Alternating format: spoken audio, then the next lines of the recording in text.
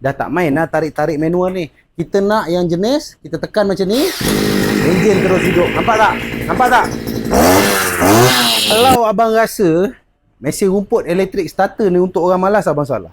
Mesin rumput elektrik starter yang mana abang boleh start satu button enjin terus hidup ni untuk orang yang sukakan teknologi. Maklumlah kita dah tahun 2026 bang. Kan? Dah tak main lah tarik-tarik manual ni. Kita nak yang jenis, kita tekan macam ni, enjin terus hidup. Nampak tak? Nampak tak?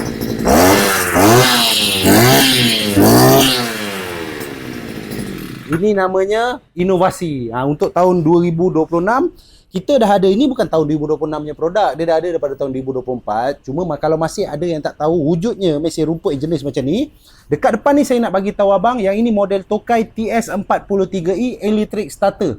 Okey, electric starter. Untuk model ni harga dia 629 je. Kalau ada kupon, ada voucher, abang mungkin boleh dapat bawah daripada harga 600. Okey, itu kalau dalam live lah. Kalau datang kedai memang 629.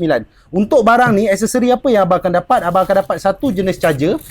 Okey, charger ni penting. Charger ni apa dia punya function? Charger ni untuk kita charge balik dia punya electric starter.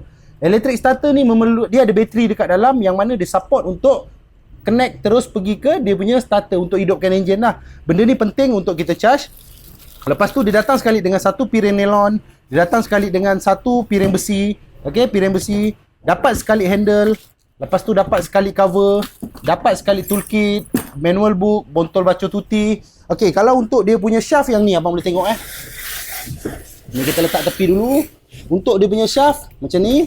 Okey, barang complete set bang. Barang apa yang saya tunjuk ni semua abang dapat lah. Kalau abang beli online, abang kena pasang sendiri. Kalau abang tak tahu pasang, abang boleh roger je kita. Kita boleh bantu abang pasang sampai abang pakai.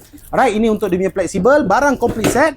Untuk dia punya tangki yang ini lebih kurang dalam 1.1 liter. Yang ini 2-stroke engine. Kalau 2-stroke engine haruslah pakai tuti. Bancuan tuti kena betul. 1 liter petrol. 1 liter petrol samaan dengan 25 ml tuti. Okey, kalau ada yang berminat untuk dapatkan model macam ni, abang boleh terus masuk kat live ataupun boleh beri dekat dalam beg kuning kita. Kita jumpa lagi untuk next video. Assalamualaikum.